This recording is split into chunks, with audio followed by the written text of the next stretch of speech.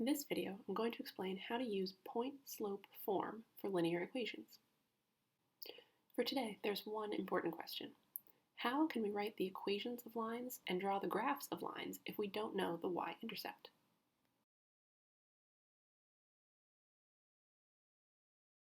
You might remember what slope-intercept form of a linear equation looks like.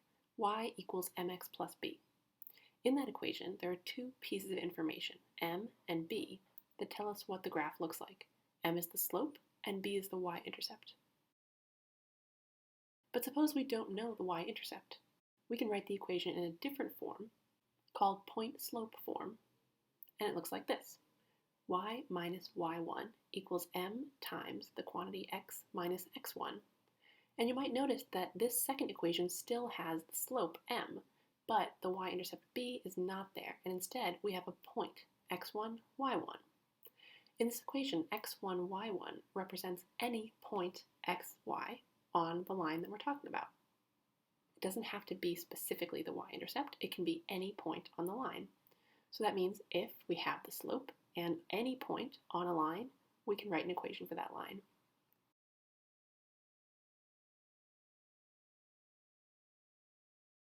Let's look at an example. Remember, the form y minus y1 equals m times the quantity x minus x1 is what we're working with here. So we know that the line that we're talking about has point -3, 6, and a slope of -5.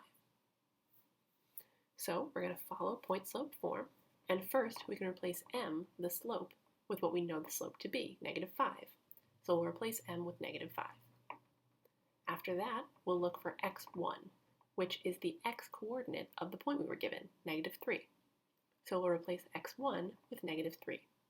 It's important here to keep the negative that shows up in the formula, x minus, and then the negative that shows up in the x-coordinate, -3. So for now we have a little double negative there.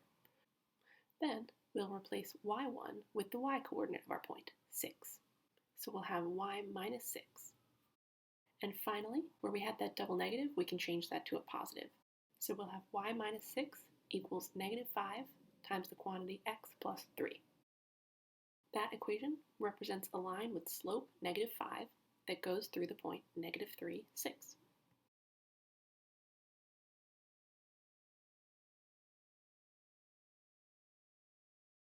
In the next example, the line has a slope of 2/3 and it goes through the point 8, -4.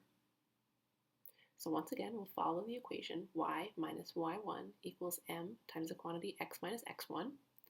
We'll replace m with the slope of 2/3. We'll replace x1 with the x-coordinate 8. And we'll replace y1 with the y-coordinate -4. After that, we can do a quick scan for anything that can be simplified, and we see that y minus -4 can be simplified to y plus 4. So in the end, we have y plus 4 equals 2/3 times the quantity x minus 8.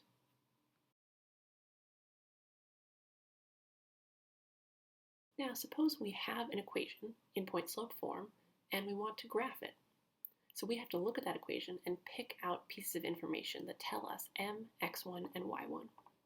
So we're still following the same form, y minus y1 equals m times the quantity x minus x1. So first, let's look for our point, x1, y1. So where we have y minus 1, that means 1 is our y-coordinate, and x minus 2, that means 2 is our x-coordinate.